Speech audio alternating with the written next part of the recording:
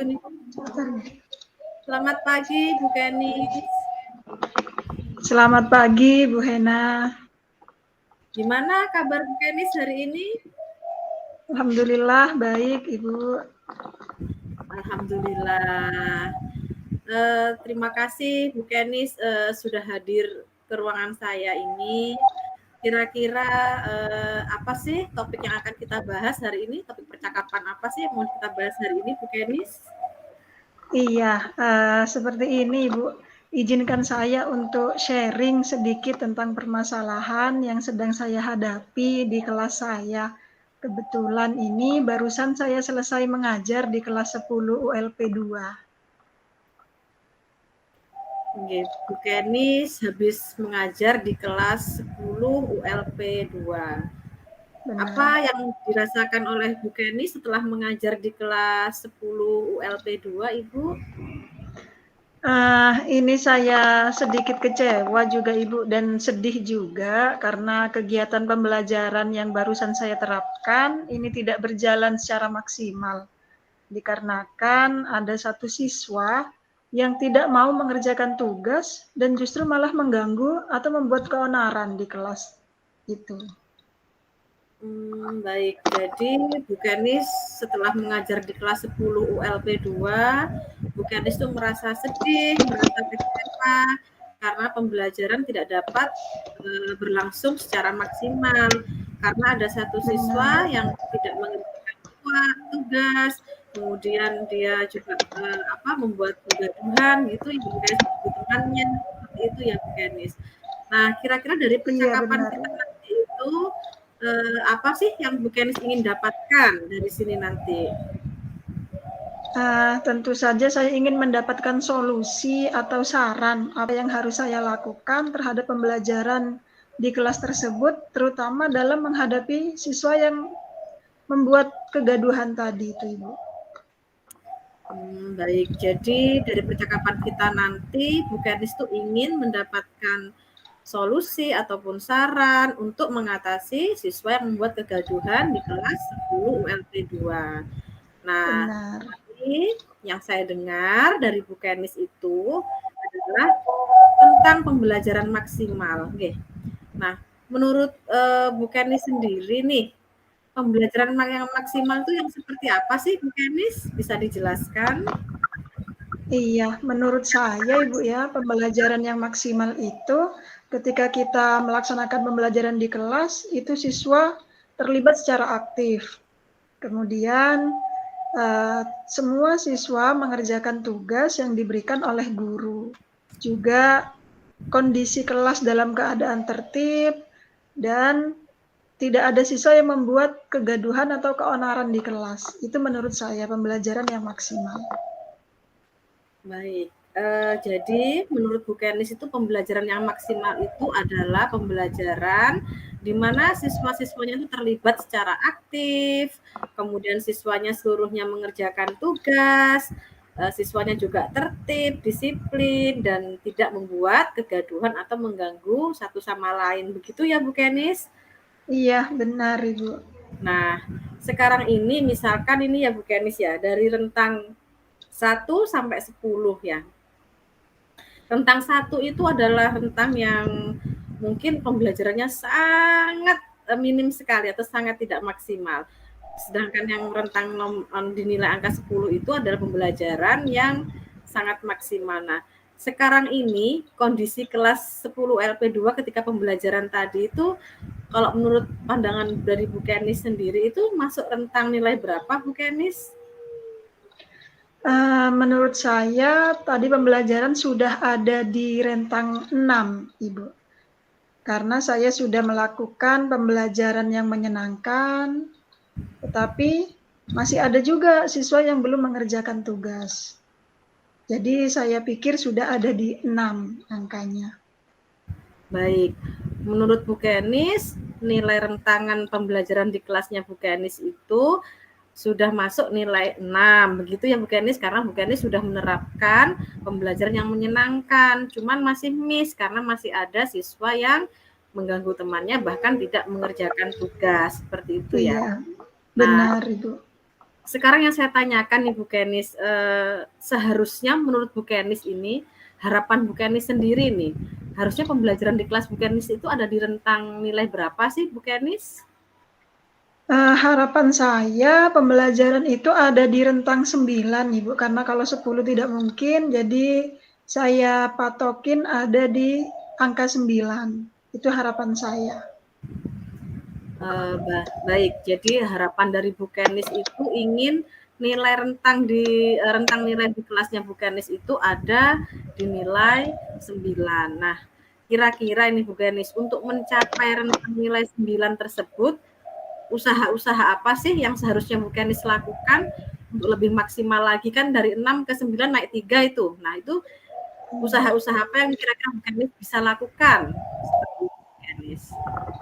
Oke, tadi saya sudah menerapkan pembelajaran yang berpihak pada murid.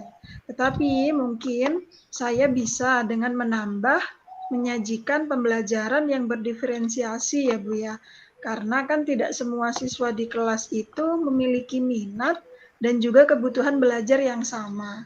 Seperti tadi saya sudah memberikan tugas tetapi hanya melalui satu media saja. Mungkin untuk selanjutnya saya bisa menyajikan dengan berbagai media, karena tadi saya melalui media online, sedangkan siswa yang saya sebutkan tadi itu tidak memiliki gawai atau tidak memiliki HP. Jadi karena dia tidak punya HP, sehingga dia mengganggu temannya, seperti itu. Baik, jadi sebenarnya Bu Kenis ini sebelumnya sudah melakukan usaha untuk melaksanakan pembelajaran yang menyenangkan atau pelajaran yang berpihak kepada murid, seperti itu ya Bu Kenis. Nah, kemudian Bu Kenis ingin menambah usaha lagi, ingin berikhtiar lagi, yaitu dengan melaksanakan pembelajaran berdiferensiasi, yaitu di mana pembelajarannya disesuaikan dengan minat dan kebutuhan belajar murid. Jadi nanti kalau tadinya Bu Kenis hanya menyediakan satu media, nah sekarang Bu Kenis ingin menambah lagi beberapa media sesuai dengan minat dan kebutuhan belajar murid. Karena yang tadi Bu Kenis lakukan tadi, Bu Kenis menggunakan media HP. Nah, di mana siswa yang tidak mengerjakan tugas dan tadi itu yang mengganggu temannya itu tidak memiliki HP, sehingga mungkin tidak dapat mengerjakan tugas lebih lanjut. Bagus sekali ide dari Bu Kenis ini. Nah, menurut Bu Kenis, kalau misalkan diterapkan pembelajaran diferensiasi seperti itu sesuai dengan minat dan kebutuhan belajar murid, kira-kira perasaan anak bagaimana ya Bu Kenis? Saya rasa mereka pasti akan senang Ibu, tentu saja, karena saya menyajikan materi atau konten yang berbeda dan mereka bebas untuk memilih sesuai dengan minat dan bakat mereka. Itu, saya rasa mereka akan senang.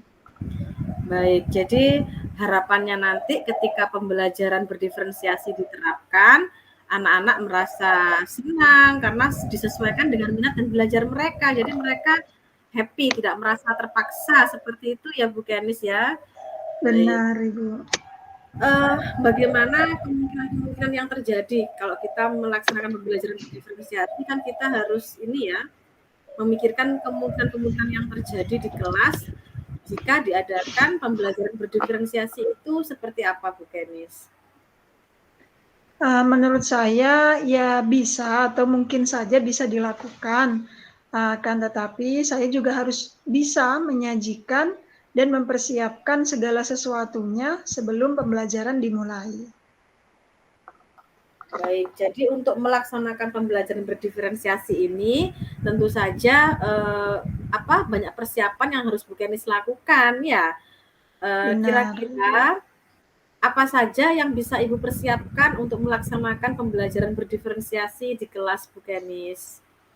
Oke, terlebih dahulu saya harus memetakan minat murid dan kebutuhan belajar murid. Caranya adalah dengan menggunakan asesmen diagnostik sebelum pembelajaran. Nah, setelah mendapatkan data dari asesmen tersebut, maka saya bisa menyiapkan materi dan tugas yang mampu mengakomodir semua minat dan juga semua kebutuhan belajar siswa. Seperti itu, Ibu. Baik, jadi persiapan yang ingin Bu Kenis laksanakan adalah Bu Kenis pertama-tama ingin memetakan minat dan kebutuhan belajar murid melalui asesmen diagnostik belajar murid ya tentunya. Nah, kemudian baru disesuaikan dengan materi dan tugas yang akan diberikan kepada murid. Kira-kira seperti itu nggih persiapan yang akan Bu Kenis lakukan. Nah, kira-kira kapan itu Bu Kenis yang akan melakukan pembelajaran berdiferensiasi dan persiapannya itu? Nah, kebetulan ini 2 hari ke depan saya ada jam ngajar lagi di kelas 10 LP2, karena kan bahasa Inggris dibagi menjadi 1 minggu menjadi 2 kali pertemuan, jadi 2 hari ke depan saya ada kelas lagi dan akan menerapkan rencana yang akan saya lakukan itu tadi, Bu. Baik, jadi Bu Kenis akan melaksanakannya dan mempersiapkannya selama 2 hari ke depan ini, dan 2 hari lagi juga Bu Kenis akan masuk ke kelas dengan menggunakan pembelajaran berdiferensiasi. Seperti itu nggih Bu Kenis? Nggih, iya benar Ibu. Nah, kira-kira dari percakapan kita pagi ini, apa sih yang sudah Bu Kenis dapatkan dari awal sampai akhir Bu Kenis?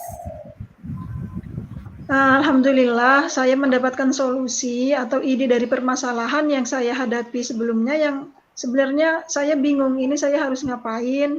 Nah, dari percakapan ini akhirnya saya mendapatkan semacam pencerahan. Bagaimana saya harus menerapkan pembelajaran di kelas, juga bagaimana saya menghadapi siswa yang bermasalah tadi seperti itu. Baik, dari percakapan hari ini Bu Kenis sudah melaksanakan sudah mendapatkan tentang solusi dari permasalahan murid Bu Kenis yang tadinya tidak mengerjakan tugas, kemudian mengganggu temannya, sudah mendapat pencerahan melalui pembelajaran berdiferensiasi. Seperti itu nggih Bu Kenis. Iya benar. Dari Bu Kenis ini sangat luar biasa sekali. Saya sangat terinspirasi juga akhirnya dari apa yang sudah Bu Kenis sampaikan. Baik. Iya. Saya sebetulnya setelah 2 hari kan Bu Kenis mengajar pembelajaran berdiferensiasi tuh. Nah, nanti iya benar. Setelah pembelajaran berdiferensiasi itu saya pengen ketemu Bu Kenis lagi. Bisa ya Bu Kenis? Kita mau ngobrol. Boleh Ibu. Kita mau ngobrol hasilnya seperti apa? Apakah rentang 9 tadi sudah tercapai atau 6 ke berapa? Nanti saya pengen ngobrol lebih lanjut lagi. Bu Kenis bersedia ya Bu Kenis? Baik, dengan senang hati nanti saya akan menemui Bu Hena lagi dan akan menceritakan tentang kesuksesan atau keberhasilan dari metode yang saya terapkan di kelas.